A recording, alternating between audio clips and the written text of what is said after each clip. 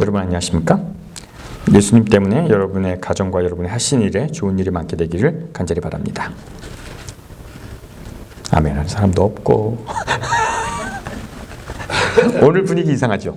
예? 오늘 분위기 이상하죠? 아니요, 저는 좋습니다. 오늘 반주랑 노래도 안 맞은 거 아시죠?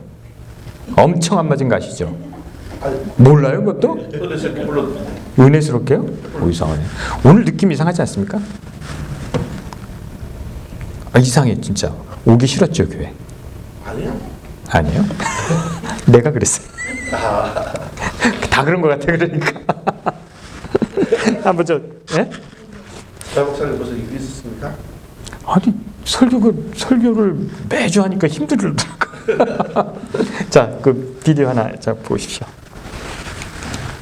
그 갈라디아서 나중에 보고요. 이건 본 설교마다 지난주에 내가 보여드리려고 잘 작아서 못 보여드린 거 그 애들이랑 하는 거 한번 보시라고요. 요즘은 초등학교 반이 20명밖에 안 된대요. 응.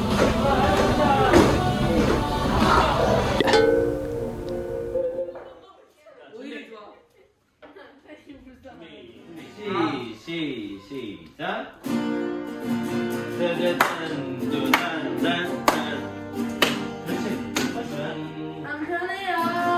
천천히 들어. 추억이 되고 뚱따등따다탕 이렇게.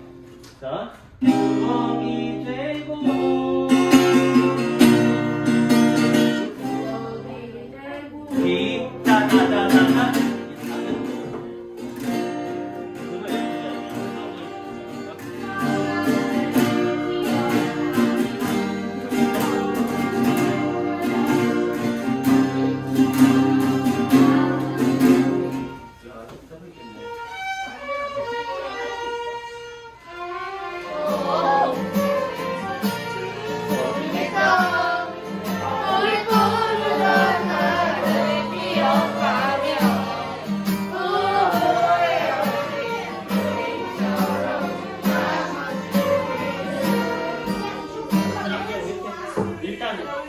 이렇게 해서 그냥 푸하게만 만져주세요.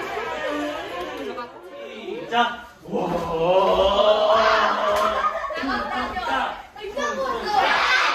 잘 보세요. 점프가 달라. 그렇지. 접었다 나갔다. 자, 오케이. 준비. 자, 점프할 때 이렇게 되겠지.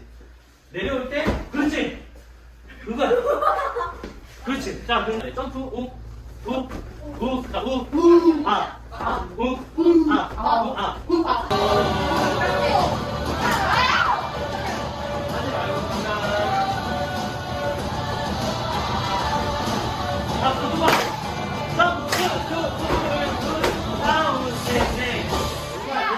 이거야. 이게 안 되고 있어. 맞아요.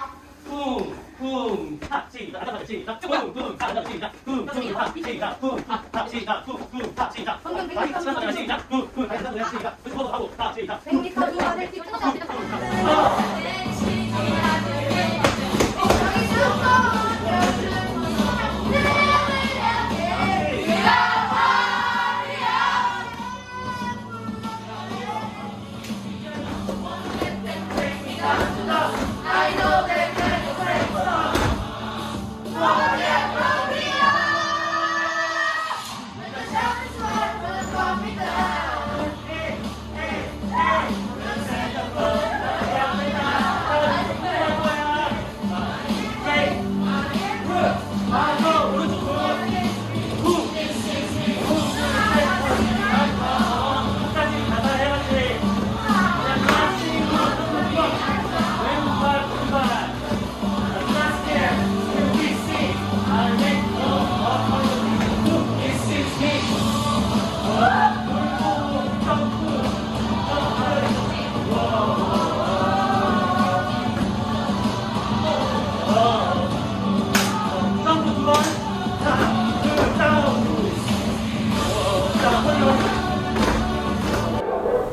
됐어요. 뭐 이것만 보자고요. 아니 제가 왜 이걸 이건 설교 아니니까 시작하기 전에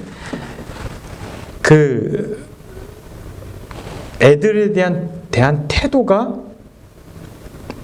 참 좋은 태도를 갖고 있어요. 그리고 우리가 옛날 사람이 보기에는 선생이 더 까불어. 선생이 더 까불잖아. 선생이 더 까불고 선생이 더 하는 거야. 그러니까 근데 우리가 저런 걸 난 저런 걸 이렇게 보면 무슨 생각을 했냐면요. 저 사람이 하나님을 믿을까? 이런 생각을 해서 저 사람에게 복음을 가르쳐줘야겠다. 이런 생각을 하는 게 기독교인들의 기본적인 생각이에요. 근데 저 사람은 내가 보기엔 의를 이루고 있어 지금. 올바로 가고 있는 거예요. 근데 우리는 기독교인들의 생각 속에는 그렇지 않다고 생각해요. 하나님을 믿고 예배드려야지 올바른 길을 간다고 생각하는 거예요. 근데 저걸 보면서 생각했던 게 뭐냐면 저도 저 나이가 있었잖아요. 저도 저 나이가 있었는데 그때 내가 옳았었어요. 뭐냐면 젊은이들이 옳더라고요. 그리고 요즘 젊은이들이 옳아. 근데 어른들은 어떻게 생각해요? 내가 옳고 니들이 틀리다고 생각하니까 세상이 안 바뀌는 것 같아. 그래서 저 나이 때 사람들이 추구하는 게 옳구나. 그 시대마다 그랬던 거야. 우리나라도 그 민주화라는 과정을 겪을 때 젊은 애들이 저만한 애들이 민주화를 이뤘잖아요. 근데 우리가 기성세대가 됐다는 게 니들은 나를 따라와 할 때 세상을 망가뜨리는 게 있겠더라고요. 그래서 참 아름답고 멋있다. 저 사람. 근데 왜 저렇게 할 수 있는지 아십니까? 쟤네는 미래를 생각하지 않아서 그래요. 구원 이런 게 전혀 없어요. 지금을 즐기자. 행복하게 살자. 이렇게 하니까 쟤네가 그렇게 사는 것 같아. 근데 그게 옳은 것 같다는 생각이 들어서 꼰대 같은 생각 갖지 않는 것이 그리스도의 삶인 것 같다. 내가 그걸 느껴서 제가 한번 보여드렸어요. 자, 오늘 성경 좀 보겠습니다. 잘못하면 우리가 꼰대같이 되겠더라고요. 갈라디아서 6장 4절 5절 한번 보겠습니다. 갈라디아서 6장 4절 5절 같이 읽겠습니다. 시작. 각각 자기의 일을 살피라. 그리하면 자랑할 것이 자기에게 있어도 남에게는 있지 아니하리니 각각 자기의 짐을 질 것이라. 이것을 저에게 해석해 줄 수 있는 분, 한번 이거 해석해 줘 보세요. 각각 자기의 일을 살피라. 그리하면 자랑할 것이 자기에게는 있어도 남에게는 있지 아니하리니 각각 자기의 짐을 질 것이라. 이거 한번 해석해 줘 보세요. 그냥 쉽게. 뭔 뜻이에요? 예? 너나 잘해? 각각 자기 일을 살피라. 그리하면 자랑할 것이 자기에게는 있어도 나에게는 있어도 남에게는 없다. 각각 자기의 짐을 질 것이라. 뭔 뜻이에요 이거? 너나 잘해요? 이거를 우리가 성경을 읽잖아요. 그럼 그냥 이해되는 게 뭐냐고요 이게. 각각 자기 일을 살피라. 그리하면 자랑할 것이 자기에게는 있어도 남에게는 있지 아니하리라. 나한테 있는데 남에게는 자랑할 것이 없어. 각각 자기 짐을 질 것이라. 이거 이해가 됩니까? 이해는 안 되는데요. 네.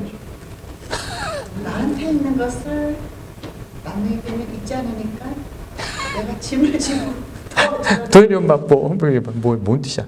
너나 잘해가 아니라 나나 잘해라고. 이거 해석이 이렇게 다르단 말이야. 이렇게 해놓으면 못 알아듣는 거예요 이게. 이게 뭔 얘기인지 모르는 거예요 이거. 영어로 해봐. 뭐 영어로 해도 뭐 그러겠죠. 꼭 그럼 원어로 봐야 된다고 그러고. 해석을 잘못했어. 아니 anyway. 이렇게 해석해 놓으면 참 어렵다는 거죠. 그런데 제가 그러니까 목사가 필요하겠죠. 또 이걸 설명해 줘야겠죠.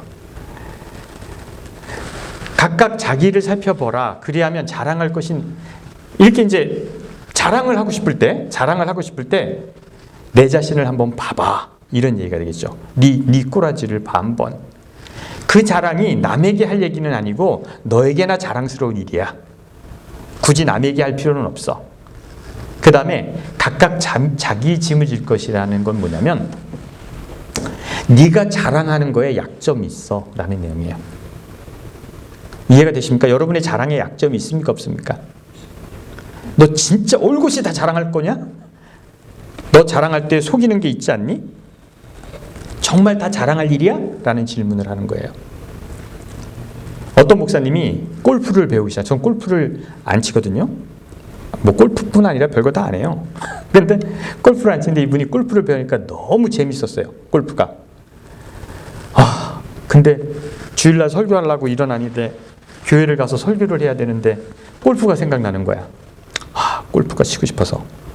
그래서 부목사한테 아프다 그러고 설교를 맡기고 골프를 치러 갔어요. 주일날 설교를 안 하고. 그것을 이제 하늘에서 천사가 보고 천사가 하나님한테 하나님 저 목사가 저러면 됩니까? 벌을 좀 내려주십시오. 그랬더니 하나님이 저한테 좀 벌을 내려야겠다. 그래서 그 목사님이 골프를 탁 쳤는데 한번 딱 쳤는데 350야드를 날아가서 홀인원이 됐어요. 홀인원이 어려운 거잖아요. 그 천사가 하나님한테 물어봤어. 아니 벌을 주려니까 홀인원을 시켜주면 어떡합니까? 그랬더니 하나님이 미소를 지으면서 이렇게 얘기했대요. 목사가 이 일을 누구에게 자랑해야겠니?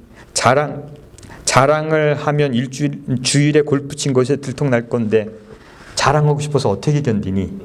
이해가 되십니까? 홀인원한 걸 자랑하고 싶은데 주일날 설교 안 하고 감기에 걸릴까봐 자랑을 못할 거기 때문에 이게 더 괴로운 일이라는 뭐 이제 우스운 얘기죠. 근데 우리의 자랑에는 약점이 있습니까? 없습니까? 여러분 무슨 자랑을 하더라도 모든 것을 얘기하는 게 뜨문뜨문 얘기이지 자랑이 되는 거 아십니까? 그렇지 않아요? 자랑은 좀 그런 것 같아요. 뜨문뜨문 얘기해야 돼요.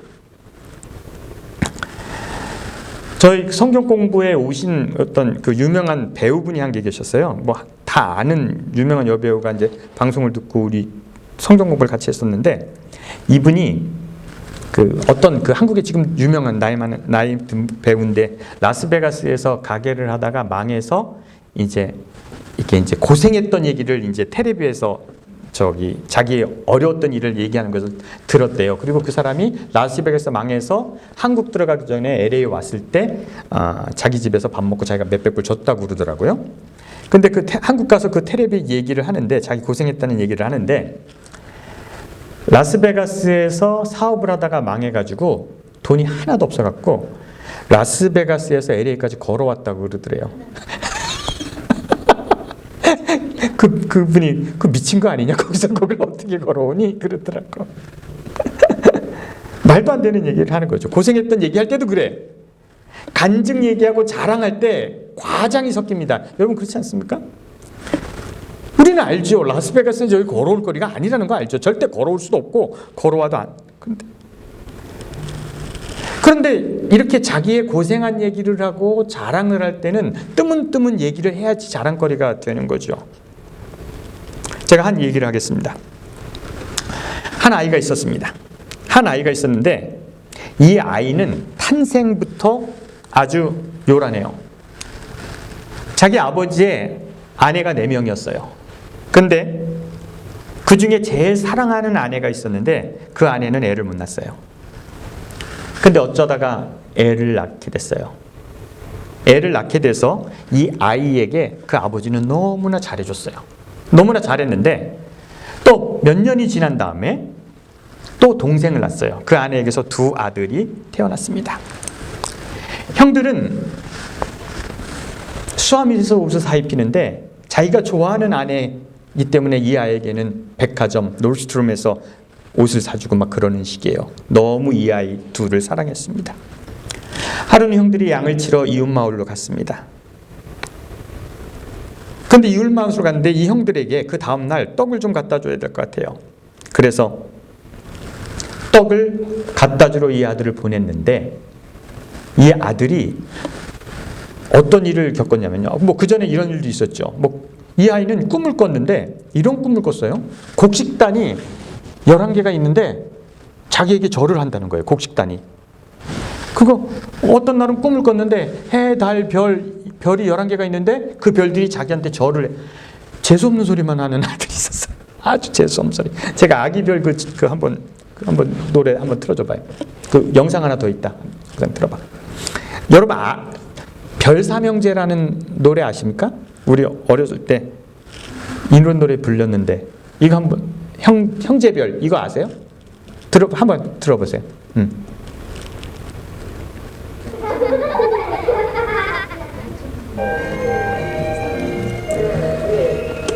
날 저무는 하늘의 별이 삼형제.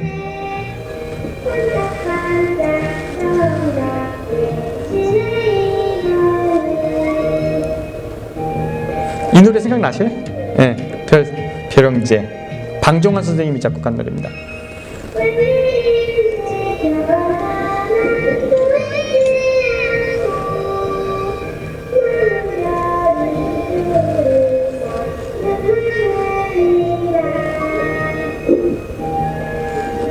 이게 원래는 2절까지밖에 없는 건데 3절이 만들어진 것 같아요.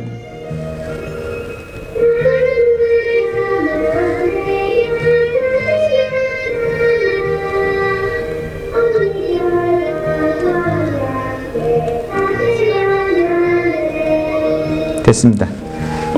이 노래 있잖아요. 이 노래 우리 어렸을 때 불렀던 노래예요. 저무는 하늘에 별이 삼형제 반짝반짝 정답게 지내더니 웬일인지 별 하나 보이지 않고 남은 별 둘이서 눈물 흘리네. 뭔 뜻입니까 이게? 이렇게 즐겁게 부른 얘기가 아니에요. 삼형제가 있었는데 한 형제가 죽었어. 그래서 눈물 흘렸는데 다음에 셋째가 태어났어. 그래서 다시 만났다. 이런 얘기가 되게 슬픈 내용이잖아요. 근데 이걸 우리가 부르면서 놀았단 말이야. 근데 이 노래를 부르면서 우리가 무슨 생각했는지 아십니까? 저도 무슨 생각하고 사람들이 많은 무슨 생각했는지 아십니까? 아, 형한테 잘해야겠다 이런 생각한 거예요. 형이 죽을지도 모르니까. 이 노래 들으면서 그런 생각을 해야지 정상이에요. 삼형제가 있었는데 한 형제가 죽었어. 그래서 슬펐어. 그러니까 이제 형제나 동생이 죽을지도 모르니까 잘 해줘야겠다. 이런 생각 안 해봤어요? 아, 몰라요? 그땐 병이 많으니까. 응. 아니 우리 때 뭐 그런 생각을 했어요. 근데 이거 되게 이기적인 생각인 거 아십니까? 왜 꼭 형이 죽어? 내가 죽을 수도 있는데. 되게 잘못된 생각일 수 있어요. 아, 동생한테 잘해줘야지. 그게 아니라 내가 죽을 수도 있는데 이런 생각을 해야 되는데 남이 죽는다는 생각만 합니다. 우리는 그 꿈이나 이런 걸 꿀 때 그런 생각을 해요. 그런데 이 아이도 항상 그런 식이었어. 뭔 꿈을 꾸면 모든 게 나한테 절을 하고, 그죠? 자기가 공경받는 이런 꿈을 꾸니까 형제들이 좀 미워했죠. 근데 얘가 형들이 있는 곳으로 먹을 것을 갖다 주러 갔는데 아주 이상하게도 형들이 저 새끼 어떻게 죽여버려야겠다 생각을 했어요. 이상하죠. 그것도 동생이 미워도 동생을 죽이려 하진 않는다고요. 그래서 얘를 죽이려고 했는데 얘는 색동옷을 입고 왔어. 그래? 아우 재수없어 저거. 그래서 죽이려고 했는데 어떤 형 하나가 야 죽이지 말고 노예로 팔아버리자. 그래서 동생을 노예로 팔아버렸습니다. 이 아이는 잘못한 게 없어요. 잘못한 게 없는데 하는 것마다 되잖아요. 뭐 좀 싸가지는 그럴 것 같지만 이 아이는 그래서 노예로 팔려갑니다. 얼마나 서러웠겠습니까? 뭘 잘못했지 내가? 그래서 팔려갑니다. 근데 팔려가서 어떤 장군 집에 팔려가게 됩니다. 그 장군 집에서 몇 년을 살았어요. 살았는데 정말 이상한 일이 생겼어요. 그 귀족 부인이 이 총각을 넘보는 거예요. 그래서 얘를 불렀어요. 야, 내 방으로 와라. 얘가 갔는데 여자가 유혹하는 거예요. 그래서 이 아이는 주인을 생각하고 하나님을 생각해서 그것을 떨쳐버렸습니다. 그랬더니 이 주인 여자애가 이 아이가 나를 범하려고 했다고 해서 신고합니다. 그래서 이 아이가 잡혀갑니다. 감옥으로 갑니다. 왜 되는 것이 없죠. 이 사람이 하려는 것은 정직이고 진실이죠. 잘 살아보려고 하는 거예요. 노력하는 거예요. 나쁜 짓을 안 하겠다는 마음으로 그렇게 살아가는 거예요. 신에 대한 신의와 주인에 대한 신의를 지키겠다는 거죠. 근데 감옥에 갑니다. 여러분, 노예로 강간병으로 산다. 이거 참 어려운 일이죠. 그러나 이 아이는 정직하게 살았죠. 감옥에 두 사람이 들어옵니다. 한 사람은 왕의 술 맡은 관원이고 한 사람은 떡 맡은 관원이 들어옵니다. 이 아이는 꿈을 꿔왔기 때문에 꿈도 해석을 잘해요. 너는 살고 너는 죽는다 그랬어요. 그래서 술 맡은 관원이 살아났고 떡 맡은 관원은 죽었습니다. 그래서 술 맡은 관원은 그것을 읽고 몇 년을 지냈습니다. 그런데 아주 이상하게도 왕이 이상한 꿈을 꿉니다. 어떤 꿈을 꾸냐면 소가 7마리가 살찐 소가 7마리가 나일강에서 나왔는데 아주 빼빼 마른 소가 7마리가 근실한 소를 잡아먹는 거예요. 이게 무슨 꿈일까? 또 이제 비몽사몽간에 또 생각을 하는데 곡식단이 아주 충실한 곡식단이 있는데 그 곡식단이 충실한 곡식단이 있는데 후진 곡식단이 나오더니 이 충실한 곡식단을 잡아먹는 거예요. 그래서 이게 도대체 무슨 뜻일까 할 때 술 맡은 관원이 얘기를 합니다. 내가 전에 감옥에 있을 때 꿈을 잘 해석하는 사람이 있었다고. 그래서 이 사람에게 얘기를 하고 왕이 그 사람을 불러서 물어봤더니 7년간 기근이 있을 것이다. 그리고 7년간 풍년이 있고 기근이 있을 것이니까 준비를 해야 된다. 그래서 네가 이것을 준비해야 된다. 그러니까 왕이 그럼 뭐라 그랬어요? 그럼 네가 총리해. 그래서 총리가 됐다는 얘기죠. 이게 누구 얘기입니까? 요셉의 얘기란 말이에요. 왜 나는 이렇게 되는 일이 없을까?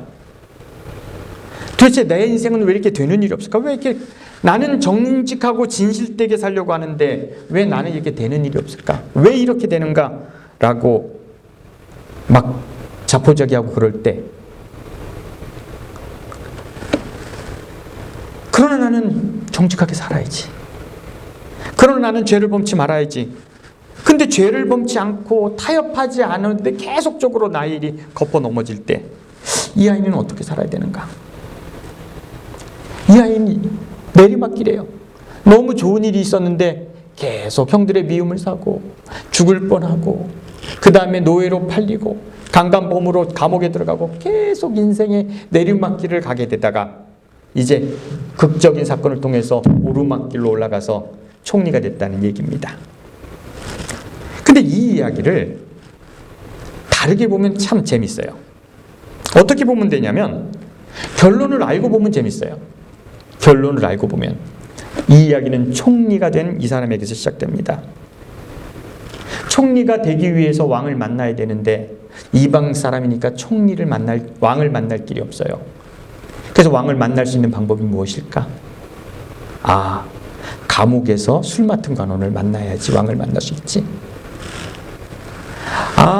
그래서 보디발 장군의 아내가 유혹을 했구나. 감옥에 보내기 위해서. 그렇구나. 이 아이가 총리가 되기 위해서 형들은 이 동생을 미워했구나. 그래서 애굽으로 팔아버렸구나. 그래서 그랬구나. 그래서 감옥에 가야 했구나. 그래서 관원의 집에 팔려가야 했구나. 그래서 꿈을 꾸어서 형제들에게 미움을 받아야 했구나. 그렇게 해야지만 왕을 만날 수 있고 그렇게 해야지만 총리가 될 수 있었구나라고 생각할 수 있어요.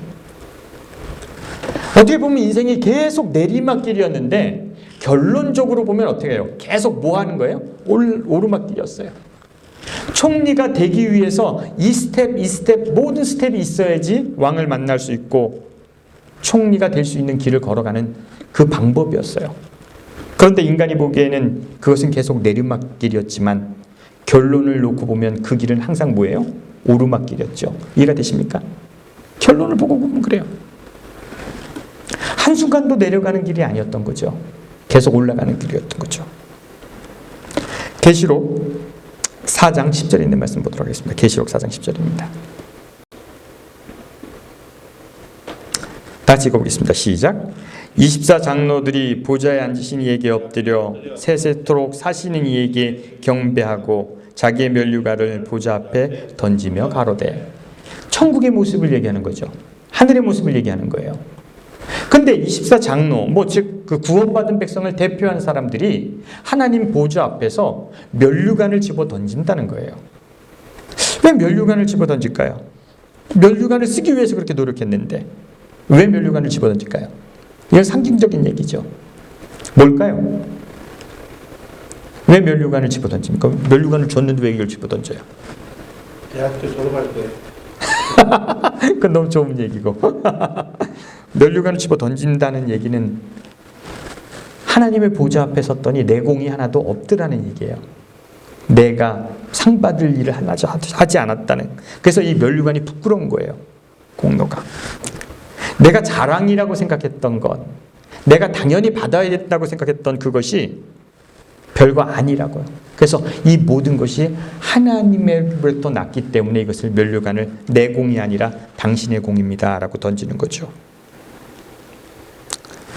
우리가 인생을 살아가다 보면 자랑할 것이 있을 것 같지만 자랑할 것이 없어요. 정말 이건 남들이 다 나를 인정해 줄 것 같고 될 것 같지만 그것을 까보면 나의 약점이 그 속에 있습니다.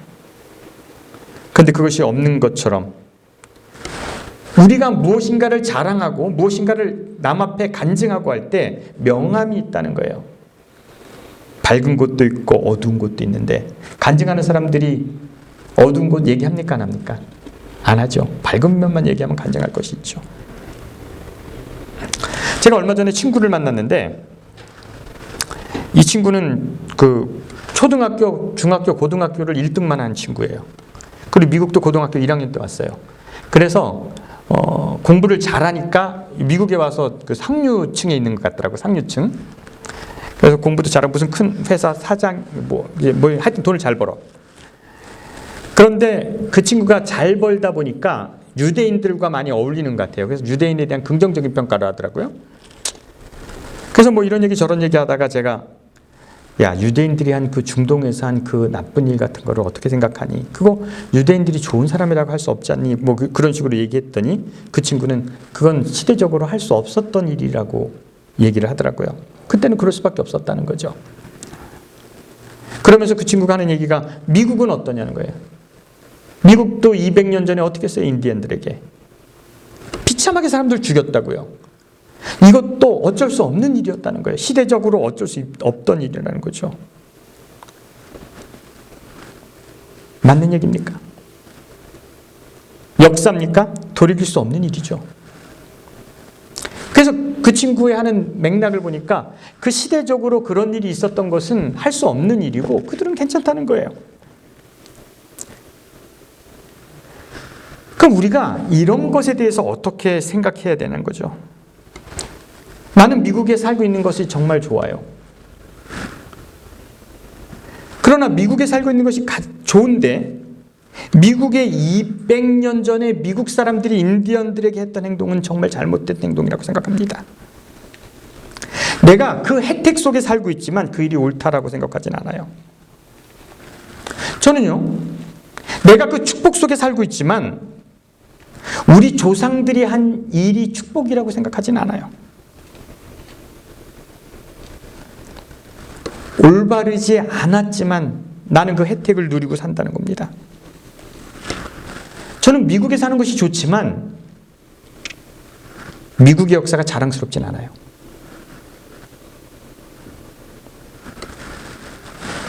우리가 무엇인가 나에게 주어진 혜택과 이 모든 것이 자랑거리고 그런 것이 그래도 된다고 생각한다면, 그 과거가 올바랐다고 생각한다면 그것은 너무나 잘못된 세상을 평가하는 거예요. 여러분, 우리는 어떻게 살아야 되는가, 우리의 방향은 어떻게 해야 되는가를 무지하게 고민을 해야 되는 거예요. 제가 이런 문제에 대해서 고민을 하자는 것은 뭐냐면, 왜 고민을 하자고 그러냐면, 그 옛날의 사건이 옳았다고 생각하면 그런 일이 또 발생하면 나는 그렇게 할 것이에요. 그러나 그때 사건이 옳지 않았다고 생각하면 나에게 그런 악한 일을 할 때 나는 그렇게 악하게 하지 않는다는 거죠. 역사적 평가는 그렇게 해야 돼요. 하나님이 200년 전에 미국을 축복하셨다고 정의를 내리고 그것이 자랑거리가 된다면 우리는 또 다른 기회에 다른 사람들을 죽이면서 그것이 하나님의 축복이라고 얘기할 거예요. 자랑이라고 얘기할 거예요. 그 자랑스럽기 때문에 그 일을 할 거예요. 그러나 나는 그 축복 속에 살고 그 넉넉함 속에 살고 있지만 과거의 일이 잘못됐다고 생각했다면, 그것이 잘못이라고 생각한다면 우리에게 남의 것을 뺏을 기회가 생겼을 때 그렇게 하지 않을 거예요. 자랑은, 간증은 아무 때나 할 수 있는 것이 아닙니다. 여러분, 간증은, 여러분 간증 좋아하십니까? 간증? 제가 설교를 하면서 간증 비슷한 거 한 적 있습니까? 안 하죠. 왜 안 할 것 같아요? 간증. 간절하고 하면 더 잘하지. 예? 간절하다고 잘하지. 거짓말을 하게 되는 거죠. 거짓말. 그리고 지금 우리는 끝이 아니니까. 여러분, 우리 아들이 공부를 진짜 못했는데 너무 열심히 기도해서 서울대학을 갔습니다. 하나님의 은혜로 서울대학을 갔습니다. 간증을 이렇게 한 사람이 있잖아요. 근데 그 아들이 서울대학을 가서 마약에 빠져가지고 자살했어요. 간증이 거기서 끝나는 거 아니죠. 그럼 서울대 가는 것이 하나님의 축복입니까? 아니잖아요. 그래서 성경은 이렇게 얘기하는 거예요. 자랑하지 마라. 간증하지 마라. 기독교의 문제가 뭔지 아십니까? 하나님의 말씀이 선포되는 것이 아니라 뭐가 선포되고 있어요? 간증이 주류를 만들고 있어요. 교회에서 선포되는 것이 거의 다 간증이에요. 그러나 그 사람이 옳습니까? 그렇지 않아요. 고린도전서 9장 27절 있는 말씀 보도록 하겠습니다. 고린도전서 9장 27절입니다. 다 같이 읽겠습니다.